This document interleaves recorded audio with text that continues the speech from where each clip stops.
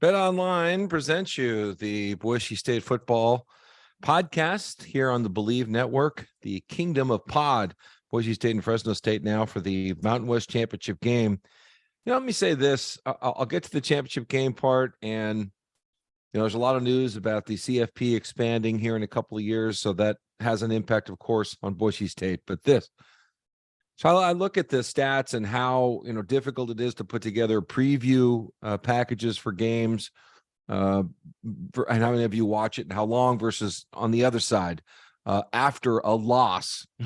That's when most people want some questions answered and get somebody else's view. They have their own opinion. So these are the more difficult ones to do. But let's get into the CFP piece and CFP expansion. I think it's going to be good for Boise State in the future. I was just taking a look at this year, what's on the line with these conference championship games. I think it was CBS Sports that did the same thing. And that was interesting. They noted that Tulane and Central Florida are playing for the AAC championship. And these two teams are rated 18th and 22nd in the latest CFP ratings. So they're not in the top 12 in that respect. They're going to get an automatic berth, but they're going to get bumped up to number 12 from where they are. And they're going to likely face, if the first four teams win their conference championship games, Ohio State, I would think. So the reward for this year's participant from the group of five, which could be Central Florida or Tulane, would be to go to Ohio State in the new format if this were enacted right now. If we had the 12-team playoff right now, you would have a trip to Columbus, Ohio to play Ohio State happening. And that's not good or bad. It's just a great opportunity for fans to go see something with something at stake.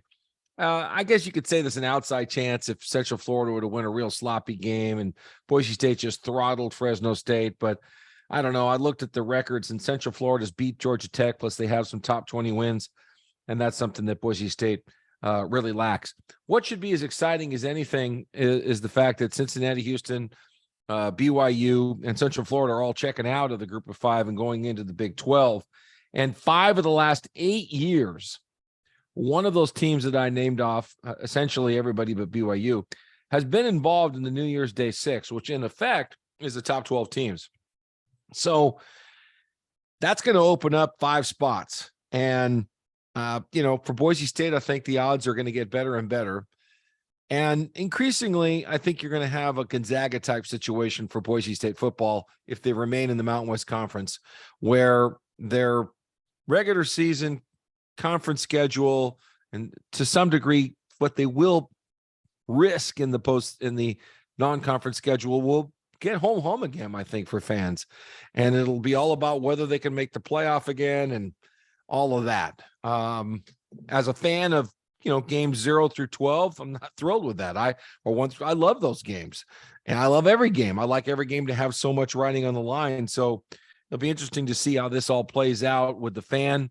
But so far, I think you're showing up in record numbers. I looked at the stats of the attendance across college football, and Boise State was doing as well or better than some Pac-12 schools. Cal's and Stanford's struggling. Oregon State doing better, but still a smaller stadium. So just looking at some of those schools, Boise State holding their own there, and other schools in the Mountain West really not making much progress. That's not going to change. And some of those numbers, whether they're paid or in person, I think depends upon your perspective on how important that is. I think the in-person number's critical. I think the money's ultimately very important as well for the paid number. But in the long term, to me, it's going to be about getting fans to games. But as players continue to mature and evolve, who knows?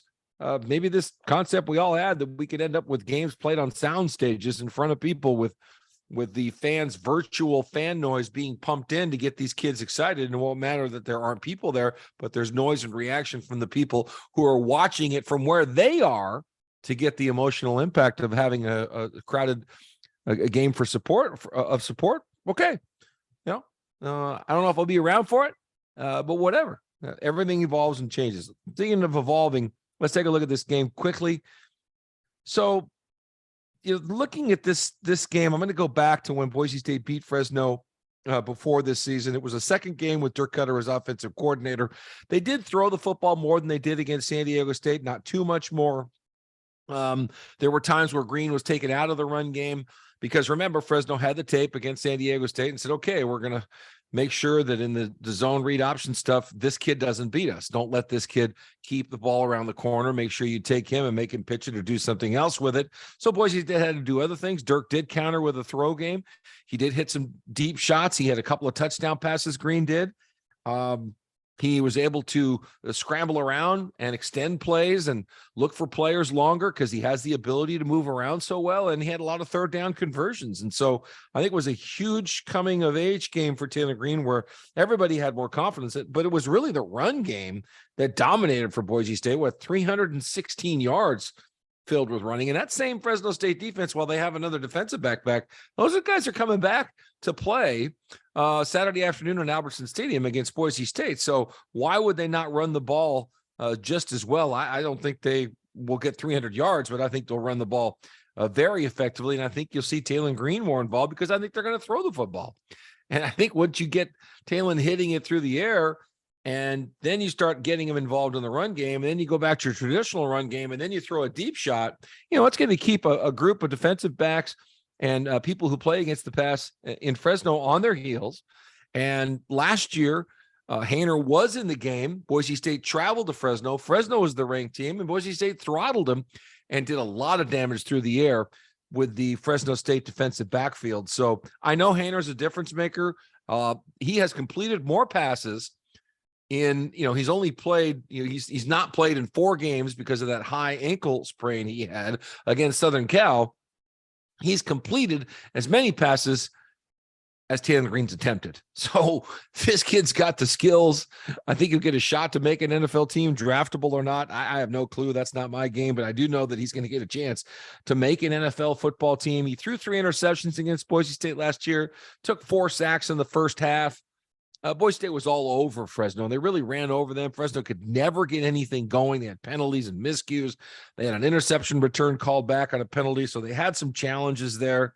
I just think they're on notice again. There's so much on the line for Boise State. They have great experience in their coaching staff now and in their coordinators. I like everything about where they're headed right now. I think the fans will be a big support to them. I think Fresno's going to have to deal with all of that. I know they have confidence in their man.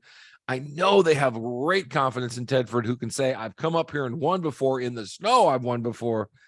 But I just think Boise State will win this football game and get themselves into the Los Angeles Bowl. They have too many options to beat Fresno. And I know Boise State's banged up defensively. I think some of those guys come back. I love the depth that they've showed and the other kids that are coming off the bench and putting pressure on quarterbacks. It's really exciting to see all of this. I think it all comes together. There's too many signs to me that point that Boise State should win this football game. We'll talk about it after, so I will get something posted. I'm in town here in Flower Mound, ready to go. Thank you for watching. I'll talk to you after the game.